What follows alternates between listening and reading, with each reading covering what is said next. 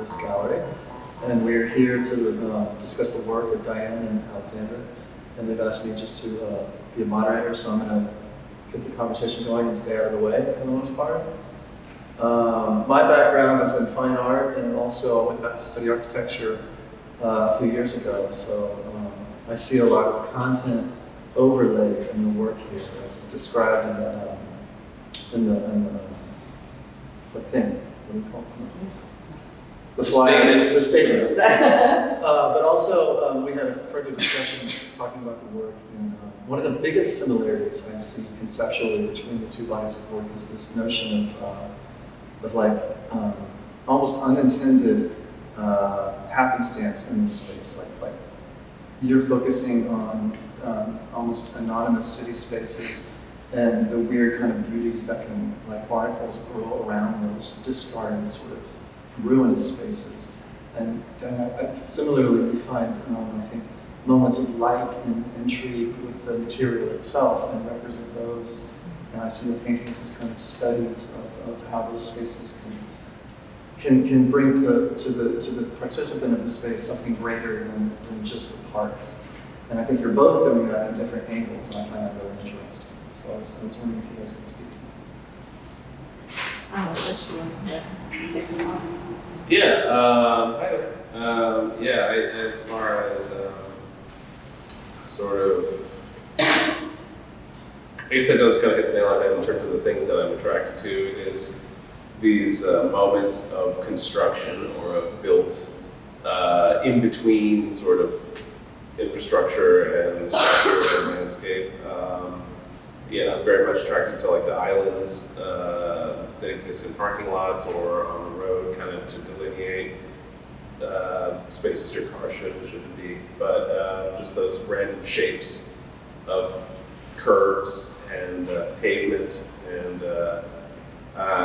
barnacles is an interesting thing to bring up specifically. I do actually have a brick that is like completely covered in barnacles, like sitting on a plinth in my studio because I love that. Just that raw imagery, that juxtaposition of organism sort of enveloping the man-made in a way. So I think for me, there's something really humorous and delightful about superimposing the idea of ruins as we conceive them in a very romantic sense, something that's been reclaimed by nature, essentially. So superimposing that lens onto the experience of these little bits of nothing in our landscape, I think, is where I gain a little bit of joy, and it tickles me a little bit. Yeah, I think it speaks also to a mindset that is in the environment that is open to having such experiences. Like most of the time, I just see the leftover architecture of stuff that has to exist for utility, but it has like no other consideration, seemingly. But then to be able to have a mindset where you can find opportunity in there to see beauty or to see something interesting. You know what I mean? It's almost like if you try to do that, it becomes a meditative process. I think that's interesting also to consider, because I think that, I was thinking about this the other day after we spoke, but like when I was young, growing up, I think I took great issue with the things that give me great pleasure now. So like seeing a palm tree grow out the side of the freeway, or like just lots of grass and the pavement, like the asphalt getting rubbed away, like that's the kind of thing that I like stop my car and take a picture of now. But when I was a kid, I think they used to piss me off so much. Because why isn't it right? Why isn't it kept up to the same standards that like these HOAs are able to do or whatever? Because that's kind of what I wanted in my city, was to like have a fluidity and a perfectness, the kind that you would get building with your Legos. I think we talked about it the other day a little bit as well, but the notion of like having to seek out beauty in your landscape or in your city or in your wherever it is that you live, like the idea that it's not inherently beautiful, so you have to justify things at times. And Houston is, I think, there is a lot of moments of beauty, and there is a lot of like we have great oak trees, and like there's elements of natural of the natural environment that really thrive here, I think, but it's not like fluid throughout in a way that you're just, that balance has been struck everywhere. It's like, no, it's just little tiny moments and slices where you'll find that. And so for me, like, yeah, I think that's where I've ended up, is like, there's a bit of like always kind of trying to reconcile my environment and then look for those moments. Yeah. And I think the Yeah, moments are something that similar. I really responded to in your work, and that, you know, from the first time I saw it, made me think, you know, oh, maybe we could create a dialogue and a show together, is, you know, you're capturing a sense of ephemerality about, you know, the very mundane spaces that we pass through, you know, both in your medium and in your subject matter. But as you meditate on them, you know, they come down to you're capturing a very solid material presence in a very ephemeral way through sketching, through printmaking. And I think that, in a sense, resonates a bit with what I'm trying to do, or where my interest in, you know, painting spaces started, which is to capture the psychological resonance that people have with architecture, that they tend to just pass through and maybe subconsciously have an experience with, but don't truly acknowledge or understand, particularly as they engage with contemporary architecture. I think there's often kind of an inability to relate to the scale, to relate to the material qualities, because I think people are taught to understand dwellings in a very traditional way. So trying to get at that sort of psychological resonance that the material, the space, the light can achieve.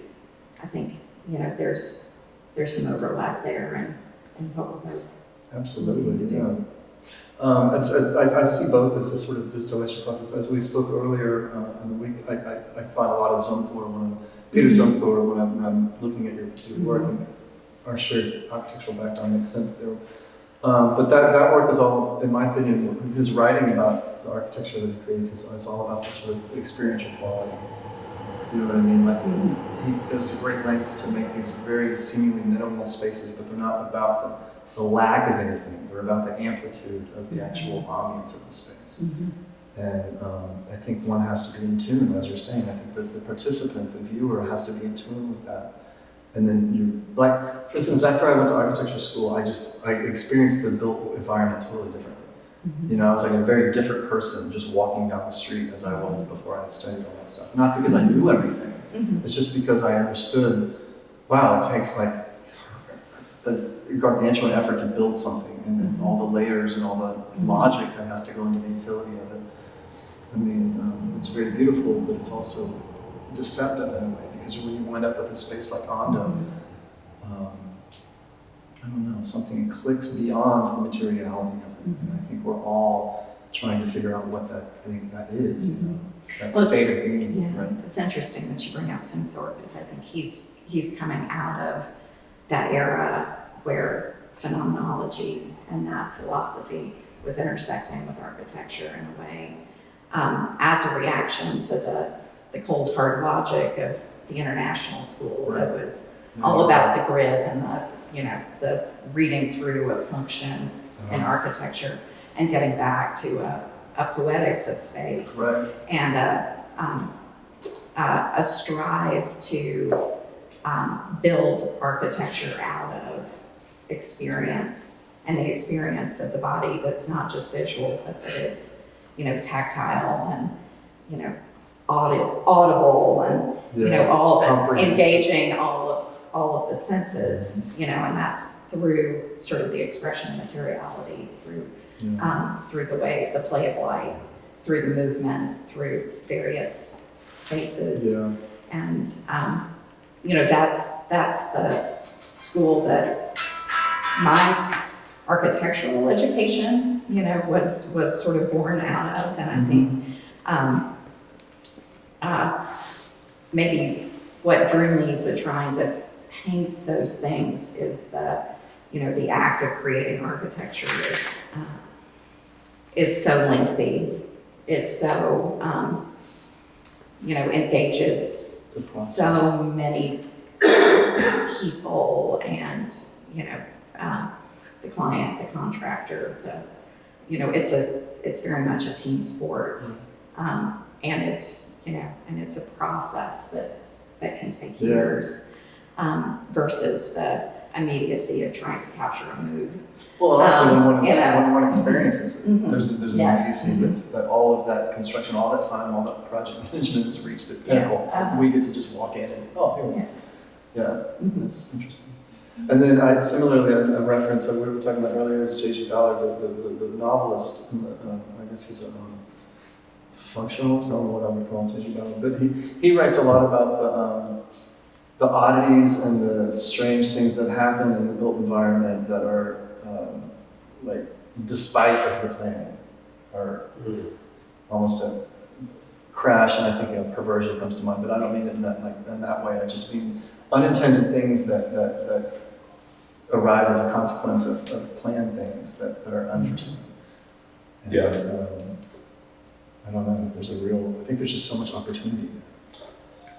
Well, I think one of the interesting things about that is that in reality, like, the planning is always imperfect, or unresolved, or something. Once you step out of CAD land. Yes. Like, it's always abridged in some way, whether it was rushed, whether it was Just the built environments, too many that's what I'm unknowns saying. going on. Every bit of planned planned space has like some corner cutting or something. Like, so even at the base level, like, our planned world is like not great, or is at least lacking in a couple of small areas. I mean, I'm interested in terms of the unplanned activity. Like, none of my work really features any figures, any people, and that may change. Like, I've thought a lot about that as well. But like, for now, I'm just really interested in the way these buildings exist, these structures in the landscape, and the way the natural landscape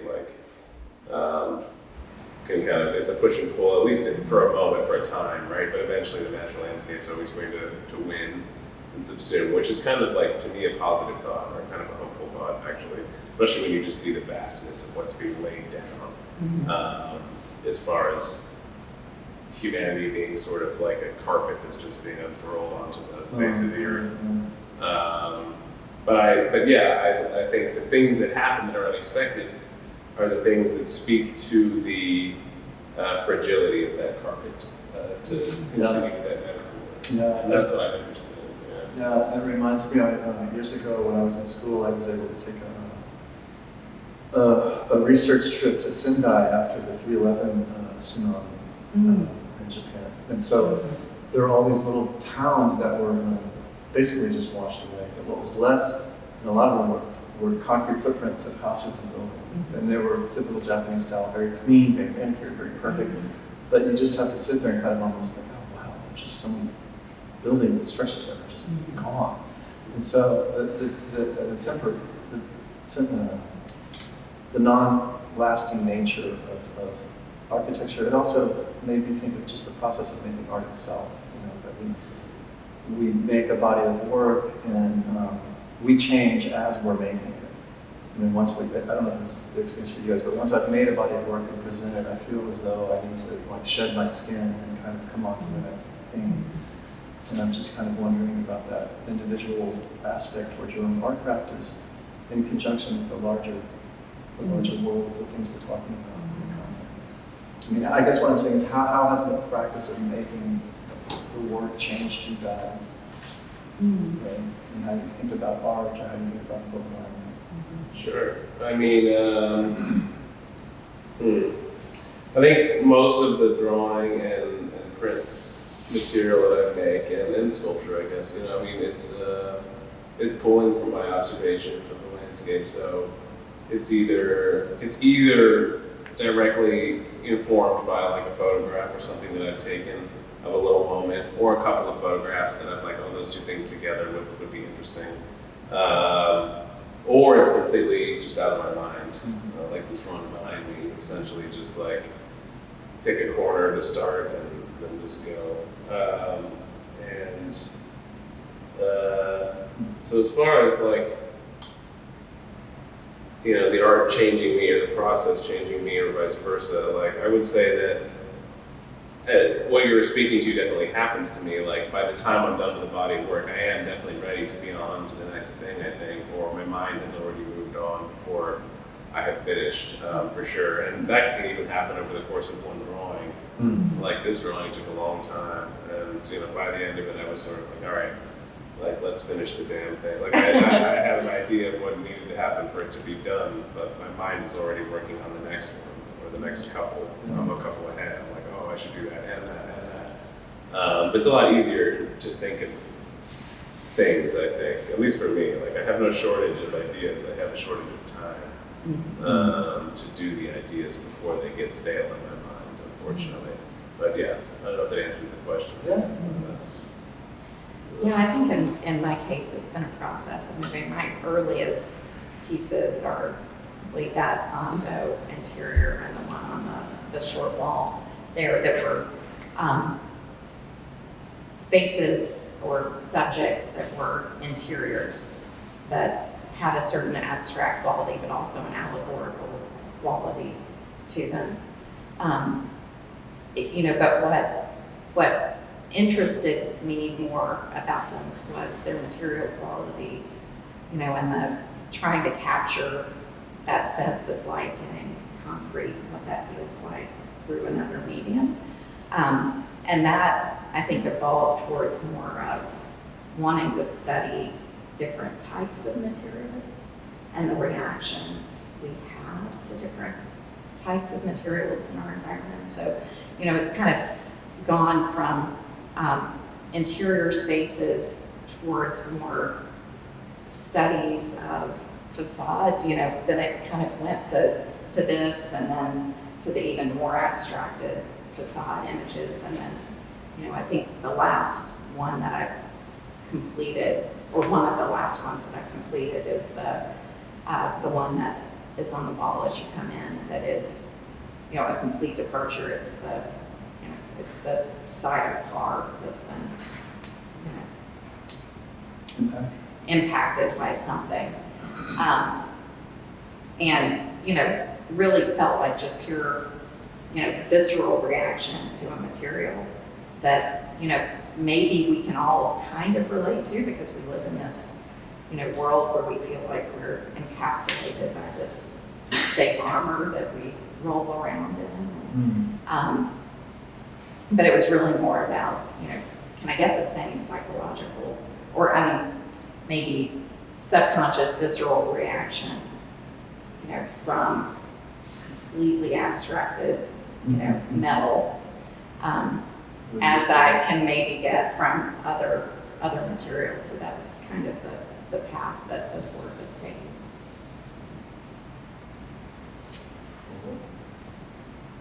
Well, I just think the work is beautiful, and I think it's a beautiful pairing. The first time I saw it, it got me thinking, what? I have a specifically good background for this show, but I just... You were the perfect moderator for us, yes. Should we open it up to questions?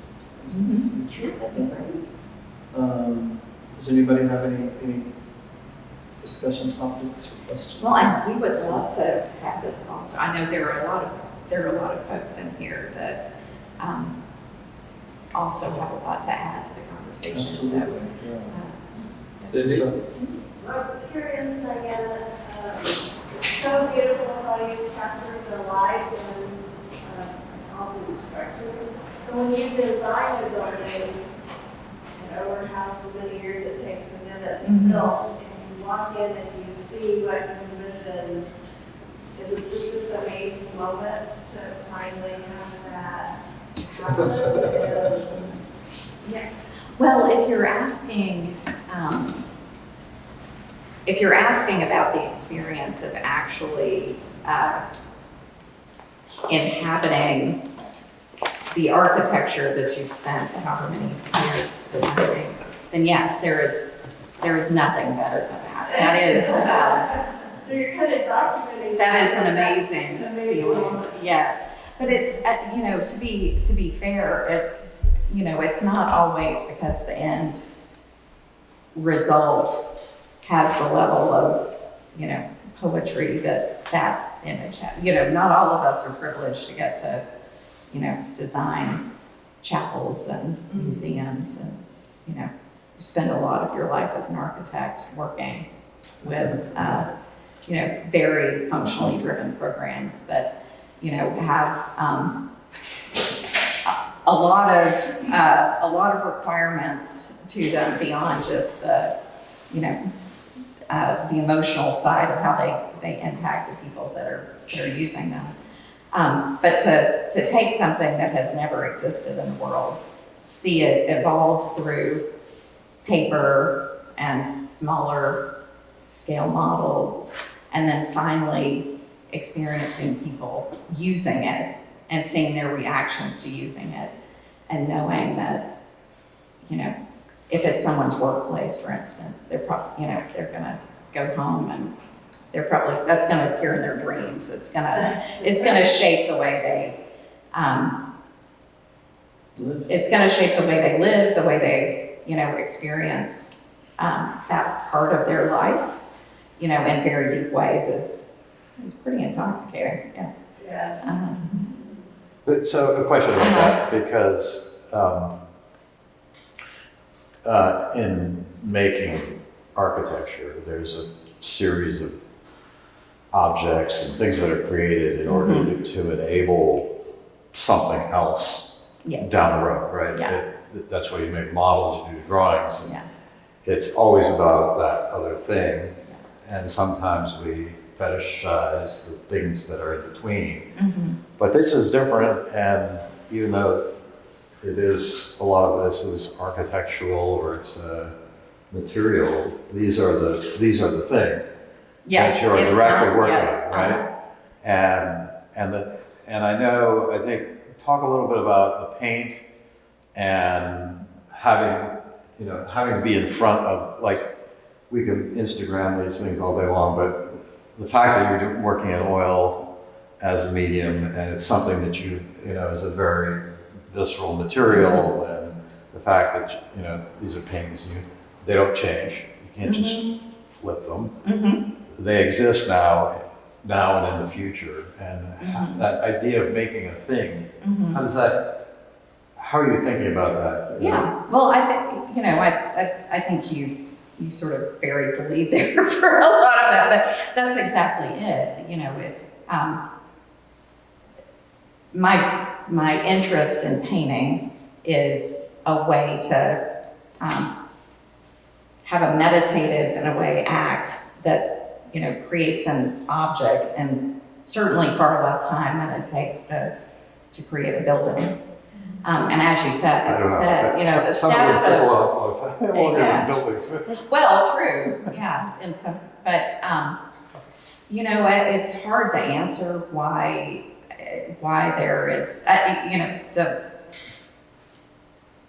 I would have to go so far back in my history to get to why painting, why am I drawn to that, why am I still attracted to that? Other than that, that was an early thing. I learned to paint from my grandmother, who was a self-taught artist in a town of 500 people in Middle Tennessee. And, you know, that was what we would do together when I stayed with her in summers. And so it's, you know, I think it's not a rational choice. It's something that just feels deeply comforting and, you know, has been something I've been drawn to for a long time. You know, and just find myself coming back to as just an expressive medium. And also, I think I have not found anything better than oil paint to capture light. So, you know, if light and material quality is ultimately sort of what I'm interested in, it does that. it does that really well. But I'm also interested, you know, you talked about sort of wrapping up a thing and moving on to the next thing. I've started experimenting a little bit with encaustic, and, you know, I would like to get back to doing more drawing. So I'm thinking, you know, there maybe I need to set it aside. There's something Intentional. about painting, you know, that I mean, I wouldn't describe myself as a painter by any means, but there's something about creating a painting that aligns with the romanticism of creating a building or something. Like it's a one-of-a-kind thing. It is sort of, I think, still considered sort of like the quintessential like art object as a painting. Like, you know, maybe that's shifted a lot, but I still think that's probably the predominant sense of things, I think. Yeah, so I don't know, there's something like about the act of making a painting which is in and of itself imbued with this sort of like romantic energy. It's like a gesture just to make the painting of something. So, I don't know. Well, that causes me to want to ask you the question of, did you come at your subject and then decide that printmaking was the perfect way to capture that, or did you fall in love with printmaking and then? Yeah, I fell in love with printmaking first. So, I mean, I'm sitting in front of a drawing. So I think over the last couple of years, I kind of went through a return to basics, as it were, or like let me get back to the core of it all, which is just drawing is the most direct thing, and I love drawing. Like it is though, out of all the things you can do, painting is similar, but I don't know, have my reasons for not really becoming a painter. I think multiple reasons, but you know, I can get into this and sort of turn off a little bit, and you just sort of get into that machine state, which is like the flow state, right? Which is truly the best that you can hope for doing anything, I think. Do you think the methodology of printmaking can be a hindrance to that No, I think flow state? It's its own flow state. It's its own flow state. I think there's a lot of prep in printmaking. There's a lot of like setup and prep. It depends on what process you're doing, but there is like, you have to get things, your ducks in a row kind of, and then you can just go.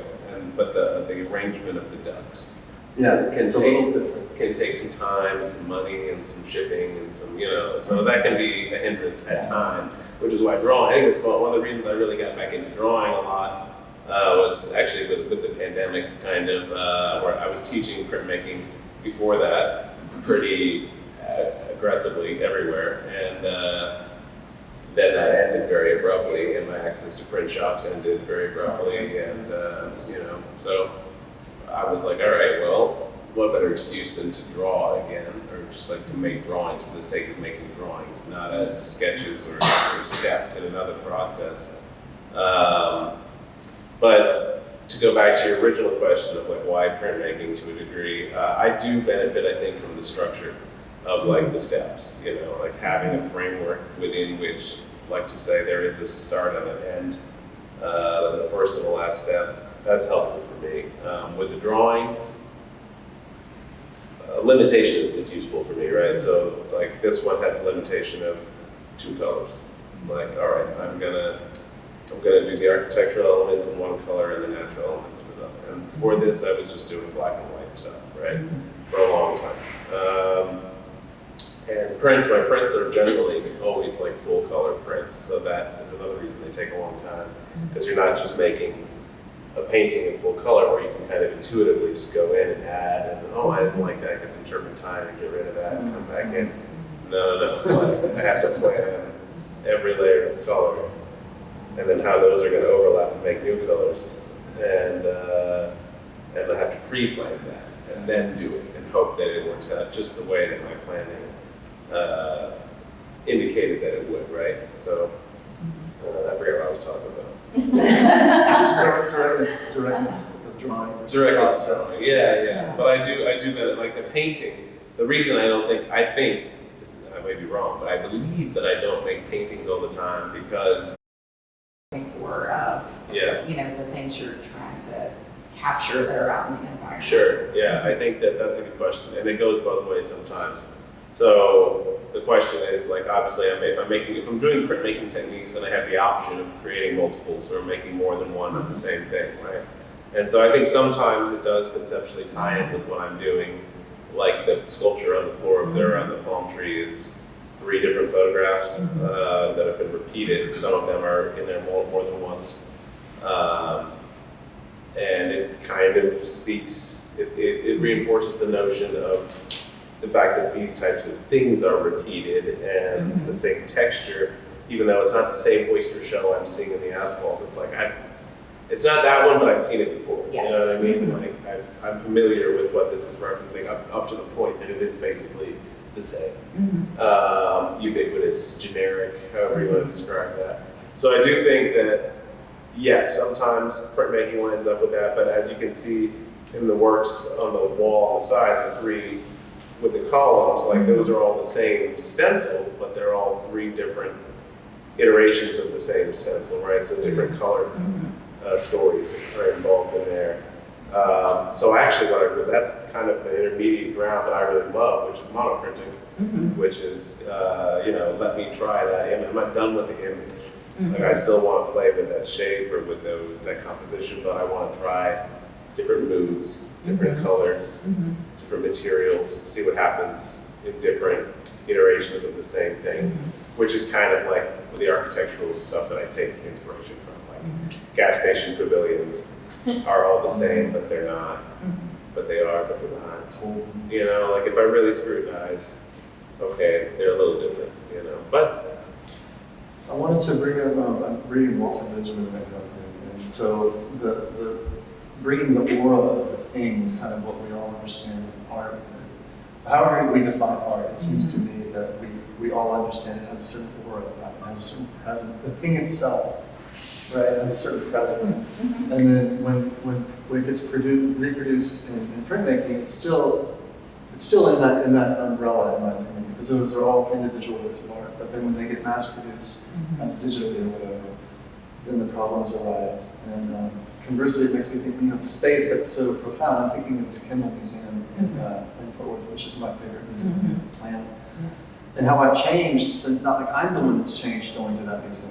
At first it was just so calm, like reverence. But the last time I went there, I was thinking, wow, this feels like a really comfortable living room. You know, that's how it feels.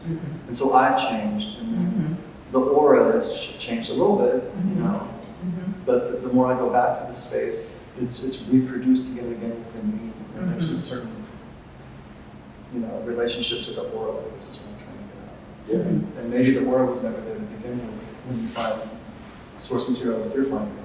yeah, So the viewer brings the aura to it. right. Whereas in architecture that we're depicting is profoundly beautiful and full of aura that we can subsume ourselves in, or take it for granted by repetition. And lots of times, a beautiful view just gets, you don't even see it anymore. Yeah, or feel, the other thing that I'm wrangling with a lot of this is, if you were to ask a lot of people to respond to, Frank Gehry or even Ando, they would say, oh, I don't like that, I don't understand it, I don't know how to. Intimidating quality built into it. Just a need to approach the environment through a logical sense instead of through an experiential sense. And so, what is it about us and our society and our audience that can't just, like you said, be accepting of the aura of the thing or the experience of the thing, but has to instead, overlay, if I can't find a logical way to understand this, it's ugly,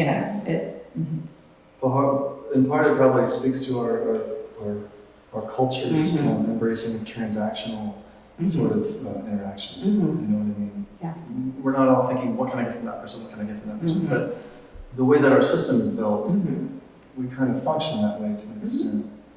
And I think you both are interested in moments that make us get out of that a little bit, and try to understand that everything is special. Like, everything is special about the experience. Oh, well, my question actually kind of goes along with that, so I'm gonna just jump in. Please. So, both of you are kind of dealing with the idea of an accident, right? So you were talking about how when you were younger, a tree came out of the side of the road or whatever, and you found delight in it, which I think is quite charming, right? Find delight in it. And then, Diana, in your spaces, you're talking about how in architecture, we go through spaces, and then you'll find this moment of profundity that in some ways is sort of an accidental impact of that building. Like when someone's designing something, they're not like necessarily looking for this one hallway to do this moment. It sort of accidentally comes upon someone. And so, and in each of you're dealing with oil painting, which the idea of an accident happening, the way you rectify that accident is very different than the way that you are dealing with an accident in either drawing, would be separately from printmaking, right? So I'm just curious about the concept of accident and the way in which you kind of technically deal with accident in your works. I know. He said he doesn't have accidents. He plans the whole thing out. Start the- You can. But, you know, He has an accident, start all over again. it's like little corners.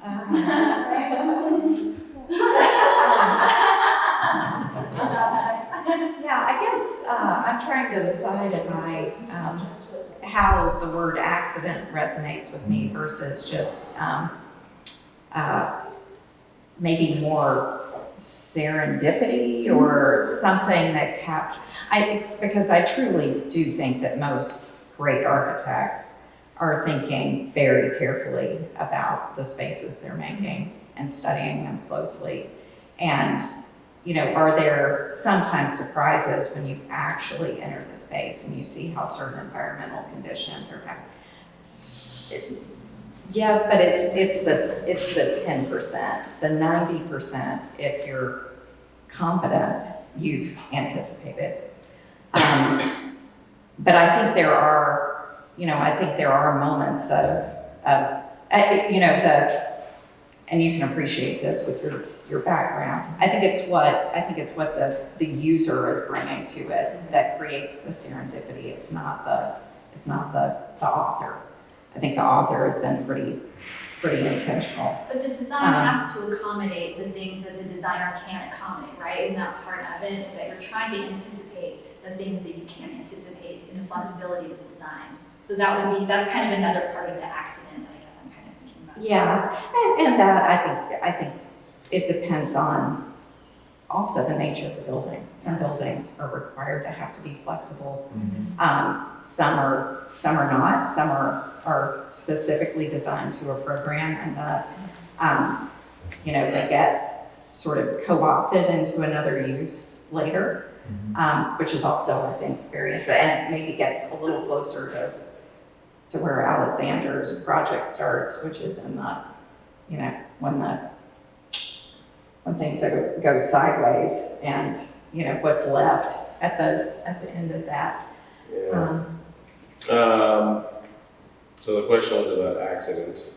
Yes, both formally and sort of technically, or conceptually, like the narrative or whatever. Just anyway. Just throw out there. You actually talk more about either really liking the accidents or not wanting the accidents. You were the one who had the most sort of polarized response to that. I mean, that's a response that shifted over decades. So I think that I had a frustration early on with the fact that things are not done well, or things are done, like I said before, quickly or without too much thought or without the right input or whatever, which is the story of urban life. This is how cities are, unfortunately. But so I think that's where that was coming from. And just like with anything, you get frustrated up to a point and then you just start laughing. So I think maybe that's what happened over decades. And now I'm just at a point where I love it. I'm like, palm tree freeway, hell yeah. In fact, it sort of defines Houston for me in a way, which is a city that I've had described to me by people in other cities as a city with no architectural identity, or one whose identity is not having one. Right. It reminds me of Delirious in New York, of course, Cool Houses, Yeah, meditation on New York City and how it's built block by block by block. And it's just this thing, you know, it has its own like logic. Its own logic, its own life force to a degree, like the construction industry development in general is this like homunculus, this economic like animal that just keeps going. And it, you know, the model is regional, but yeah. Well, the inspiration for the title of the show, Non-Place, is from an essay called Non-Places that talks about supermodernity and, you know, the proliferation globally of these spaces that prevent you from sort of being a part of an active community or recognizing your own identity in them. So it's, you know, it's freeway overpasses, it's, you know, chain mega stores, it's, you know, your experience in most airports. You know, how do you position yourself and, you know, in this environment that is increasingly. Yeah, you feel like cattle. You feel like, Yeah. you know, like you're herded through spaces Yes. so often. Yeah. Yeah. And what's interesting is in Yeah. that essay, he even specifically talks about starchitects and the fact that they become so associated with their own brand that they are literally replicating to some degree the same building in whatever context, you know. Decontextualizing Yes. the thing that should be. Yes. Yes. Yes, Sarah? Yeah. So it's kind of a two-part question. Alexander, I'm wondering when you're going to teach Diana how to screen print. Oh, anytime. Yeah. Because I can see, I mean, I screen print, I came to screen printing from photography, from video, from performance, and then working with textiles, and then finally screen printing, and I love it. I don't have a setup, otherwise I'd be doing it all the time, but like this painting in the front, I don't know what it's called, sorry. Yeah. But I can see that being turned into a screen print very easily, and Alexander's like this. Yeah. Do that for you, I can see it. Yeah. But when I was at a residency a few years ago, and they didn't have great photography facilities, I was taught to screen print by another artist, another fellow resident, and she was taking photographs and screen printing them onto tile. So I could see you beginning to not only work with paper and a screen print like a blueprint, but I could also see you starting to incorporate building materials as surface to then put your drawings and or paintings. You know. Yes. Anyway, so as I've been staring at this, because that's my line of sight, I started to see these prints and these materials evolve, obviously with Alexander, you know, supporting him in his effort. But I could see, you know, experimentation. Yes. Yes. Thank you. Thank you, Sarah. Yes. Cindy. When I looked at this show, and I think I went around like this, and then when I got to the Airstream piece, I just love that it fit so perfectly, but was so unexpected, and I was wondering if you could talk about that. Oh my goodness. Yeah, that one is, that one sits a little outside the script, right? But But at the same time, it's the perfect, interesting situation, because it is this lived-in space, it is material, and it's not the same rectangular type of shapes in it. I don't know, I really loved that it was included. yeah, if I'm being completely honest, there was, you know, a time back, maybe 10 years ago, you know, when Airstreams became sort of the cool thing, you know, they kind of you know, the emblem of, you know, sort of hipster culture at a certain moment. And I'm also, I don't know if you work this way, but I'm a little bit of a magpie for images. And, I've got this collection of images that I thought would make great paintings that I've amassed. And when I come back to them, every few years, it's something different that, floats to the top of the pile than, what it was a few years back. Yeah, honestly, that was an experiment of just this. I'm seeing these everywhere, and they're kind of with this tongue-in-cheek attitude towards, a kind of retro. I don't know, but I came across an image that felt like it had an atmospheric quality and the same sort of moodiness, and also, the material. So it was purely an experiment of, how can I take this thing that I think everybody's kind of taking for granted, but that has just fallen into sort of cool culture, and get back to something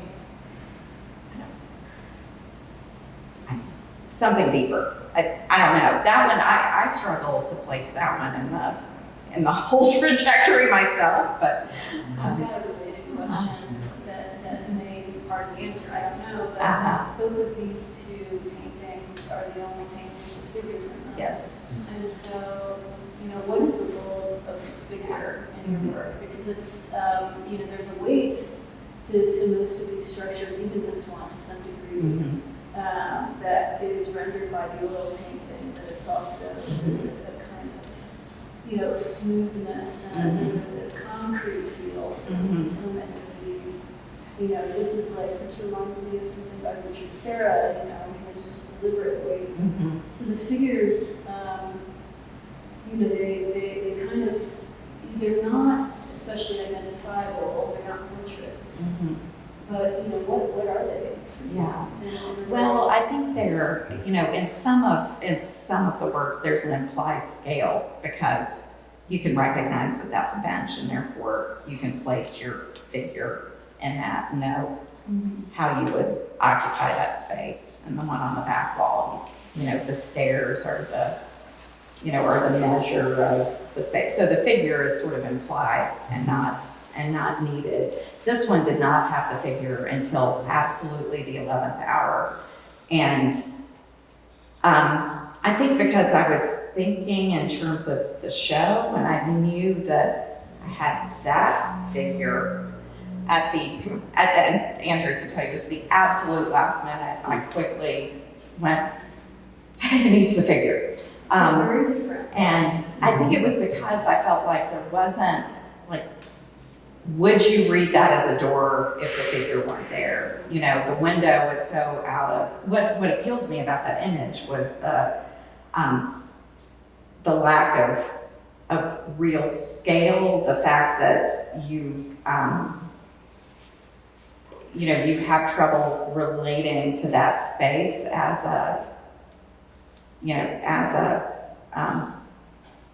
being, without it, would you know how to occupy that? So somehow I felt like the last minute it was important to give a clue as to how you might exist in that world. But Sometimes I think of paintings as being in terms of first person or second person or third person. You know what I mean? What is how is the narrative approached pictorially, I guess? And, so I guess I would ask, okay, am I invited to experience this depicted space from the viewpoint of that particular spectator? So there's a psychological push and pull that happens when that's present. But I almost brought up earlier when you were talking about, whether you would ever insert a figure or not. I think it's really important that your work is scale ambiguous. I'm thinking about the print that was in the gift shop for a while, that you weren't sure if that was a chunk of something small, or if that was the ruins of a, Right. you know, the temple of an ancient civilization viewed from, I think the scale ambiguity Yeah. of your work is a part of the, Yeah, and that's something I have consciously thought about at times.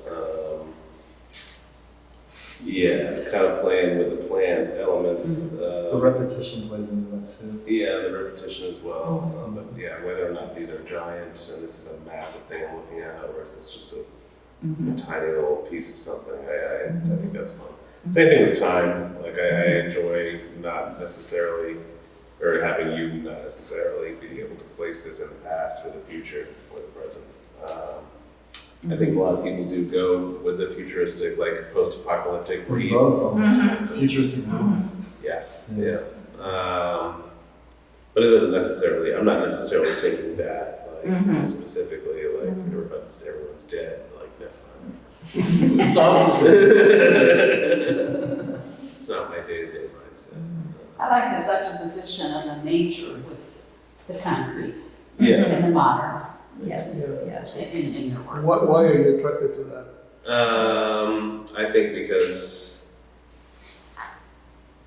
that's a good question. Why am I attracted to that? Well, Dad.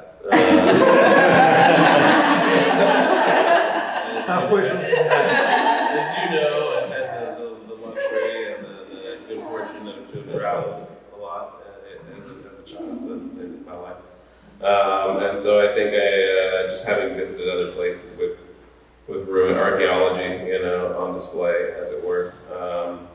I think that's where I got into that. But plants are sort of like the polar opposite of like a block of concrete in a way. It's like one is literally just raw, untamed nature, and the other one is like the most fervent attempt of man to like make a solid, consistent, you know, structural shape. In the face of nature. In the face of nature, right? I see the repetition and the uniform of Or need built to apply forms. a grid to, Right, especially Nature. here. But it can be read as an affront to nature, or it can be read as this is how we make things. Right. And this is our nature. And this is You're 100% right. Like if you zoomed in on a microscopic scale or something, or like a cellular scale, like if you think about, I like that notion, like plant cells all kind of being repeated. It's probably not a hexagon, let's just say it is just a series of shapes, you know, like it's the same thing, and we're kind of doing that, but on a grid, like that's the pattern. That's our crystalline structure or whatever. and then we discover a black hole that's 1 trillion times the size of the sun. Right. That's that scale. Yeah. Right. You know what I mean? It's just Yeah. Yeah. I don't know, affront to nature or not, I think that's also like a good thing to bring up because I don't necessarily want to say one way or the other. I do think a lot of what we do is superfluous, but like I said earlier, like it gets destroyed quickly, so it's not like worth getting super emotional about because it won't be around in 20 years or 50 years or 100 years, right? So, I don't know. Somebody back to the accident question because I don't think I really answered that, but you know, I'm not looking for accidents. And when accidents happen within the printmaking process or the drawing, within drawing it's easier to correct. I can't always do it, but usually can. Within printmaking, if it's something, sometimes it is correctable, sometimes it's correctable, that means you're gonna have to go back a day. Like you're gonna have to go back in time and redo a whole bunch of stuff. And so at times you just, you know, we say to hell with it, it's part of the thing now. So serendipity was a good word. Idiosyncrasy, serendipity. I like to think that little mistakes in printmaking is what gives it its like handmade quality a little bit. Authenticity. It makes it feel more like it's in the realm of a drawing. And I'm mostly doing analog print processes. Like this is screen printing by hand. I do woodcut lithography, all that stuff by hand. So a mistake doesn't register in the same way that it would if I was doing digital prints, right?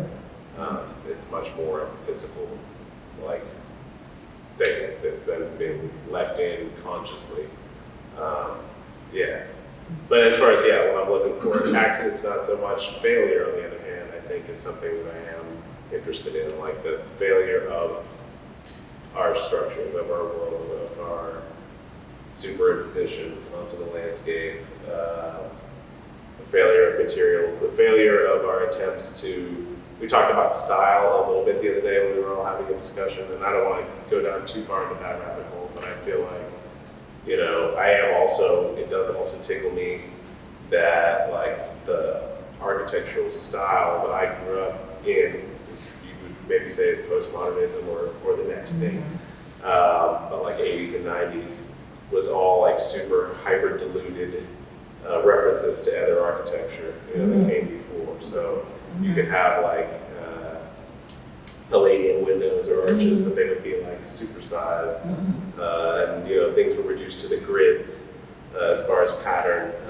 If you've ever been to the Children's Museum, that's like the height of what I'm talking about, like just big old circles and big arches and squares, and big bright colors and big blocks, just like kind of dumbed down, almost to like a play set of architecture, you know. And so I don't know, like the fact that we had like reached this point where we're just building stuff that like barely hints at one of those things, maybe. But it all feels very plastic. It all feels very McDonald's, and it is, because all of it is like snap together architecture. Like it's all very like superficial. It's a very thin veneer. So I don't know. There's lots of ways that you could think about failure as being an inherent part of that landscape, but for me, it's like it's a failure to properly pay homage to this or that or this. It's a failure to create its own like identity, and it's a failure to last because the materials and the standards that are in play aren't going to guarantee that anything survives beyond a few decades. Or I saw you jumping out of your chair. I find it, so your question was interesting because to me, what I'm reading here and what you're saying, it's talking about time. So in some ways, both sets of work are observations of objects that have a past or places that have a past, and a record of sort of that. And what you talked about earlier, your discomfort with things growing out of what should have been is like a disruption of the future. Yeah. Right? And that's what an error, you know, a mistake is about. It's like what we thought was going to be the future is not the future. And even when you talk about like dystopian future, like that's like a failure. That's like a failure of the future, looking back at the past. You know, by the time you're in the future, it's like. But I kind of wonder, what do you think? And then there's another portion of time here that is about engaging the work. It's the making of the work, where you're spending the time with the work and then you move on. And I'm curious though about the future of the work. And how does that sit with you? At what point do you ever think deliberately about how the work will exist in the future, its trajectory? Or have you, for that matter, gone back and looked at the work as artifacts and thought through what it is and what maybe it implies for the future? Yes. Yes. In one What's Yes, I've thought about it. I think I constantly think about it or revisit that. I'm sure. I think all of us who make things similar to architects probably are like, well, I don't know, is this thing going to be around in 20 years or in 100 years? I'm sure that the legacy of that, or like, what am I making this for? Is this just vanitas? Is this just, or am I doing this to make money? And then am I work and am I contributing to it? So yes, I think about those things. I think more recently, especially with printmaking, because there is like some calculus you have to do as far as like, all right, if I make, especially with prints, right? How many of these am I making? Why am I making 30? You know, or 100? And the real reason would be to sell 30 or 100, or to give away 30 or 100, right? But to disseminate those somehow into the world. So I've embraced that more recently in terms of like, all right, I shouldn't think about this, even though I place great value on my time and on my effort and on my artistic vision. I think I need to think about these as being very accessible and embrace the fact that they should be at a very low price point, kind of. Not super duper low, but low enough. And, you know, but like that these are actually ways for me to spread my ideas, like the way that they were originally intended. These are like for spreading information, for spreading announcements, for spreading news. So, okay, I kind of like the pure, just leaning into that and say, all right, like I'm gonna treat them like that now. Like these should just be accessible, and they should be like just because you resonate with the thought, with the idea behind this image, right? So that's a more recent sort of like reckoning and reconciling that's happened about just the commercial nature of what I do and you know. But on the other side of it, like with the drawings and the paintings and all that, like this, yeah, this took forever, so this is not okay. My pricing, honestly, to a degree, is like, what do I feel good about? Like, I'm not gonna buy it, like, you know? So I don't ever want to sell something and then be kicking myself an hour later, like, shit. Let me see if I can get that back, you know? So I'd rather wait for a couple of years and have the right person buy it, you know, discuss it with me, and a couple of times maybe, and then, like, I mean, there's stuff that I've made that I have just like had for sale and that ultimately been like, no, I'm not going to sell this actually. Like, I'm going to wait for the right person to ask me about it or have a conversation with me about it, or I'll gift it to somebody because I'm like, you know what, that person loves this piece. Good caretaker, I guess. Yeah. You know, this isn't an economically smart way to go about this, maybe, but yeah. I don't know if that answers your question in terms of what, well, like in terms of their legacy beyond my life, like beyond death. I know, you know, do you think about it as the future of it as an object or the future of it as the subject that's in it? That I think you know, both. the observation and what that. I think I've part of why I've started to scale up with the drawings a little bit, and what I'm trying, like I mentioned, I do a lot of improvisational compositions, and I'm trying to kind of take turns between improvisational and very like kind of designed and thoughtful and like I'm telling a story here kind of ideas, which I think this does too, but I think it does so in a much more obsequious kind of way. So I do think that making more of what I'm considering to myself to be more like statement pieces or narrative pieces or like epics in a way that old epic painting used to exist, like these storytelling is like, you know, like Delacroix or something, like I'm painting the size of this wall, and like, here's the battle of whatever the hell, but like nobody's gonna forget because this painting is here and it's this big. And you know what I mean? Like kind of what I was talking about earlier, you doing paintings, like there's an importance that's imbued to a painting. And then that importance can be scaled up through many means, including scale itself, but you know, and where it's located and all those things. So I think recognizing that about art, like the power that it can have in that sense, in all those different ways, and then like leaning into that more, something I'm more interested in doing. If I'm gonna keep making these things, putting my time into it, because I've always been of the thought of like, oh, I don't want to beat people over the head with anything. I want to just like subtly incept people with some of these ideas, and hopefully they'll get on the same page or they'll connect in some way, and that would be nice. And now I'm sort of like, fuck that. Like that's a great baseline, but like also maybe I need to be more, maybe say more things more of the time and more loudly. I don't know. What do you think? Oh, I was real happy that you were continuing to talk on that subject, so I didn't have to. Yeah, you know, I've imagined, you know, all of this stuff sitting at the Goodwill, you know. yeah, and you know, the problem of the why create an object? You know, why put another object out in the world? Only if it brings me joy and brings somebody else joy. And if that's the case, you know, I'd probably, like you said, I'd prefer to gift it to somebody who would, you know, take extreme joy in it and, you know, have it enrich their lives than, you know, but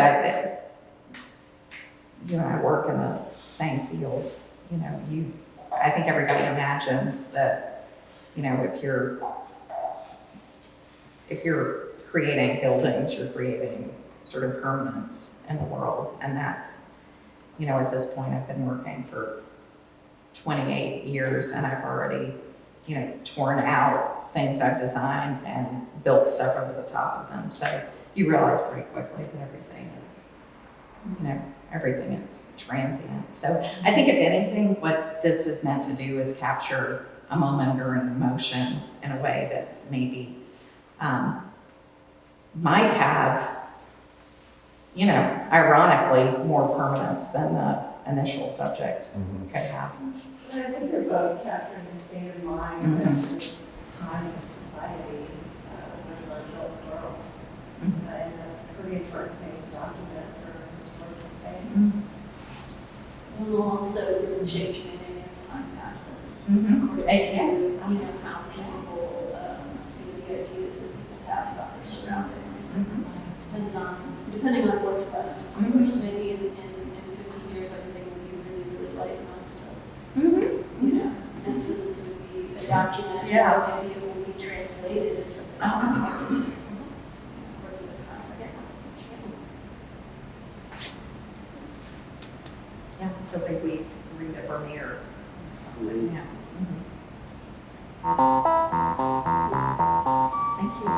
Well, thank you all for coming. This has been a lot of fun.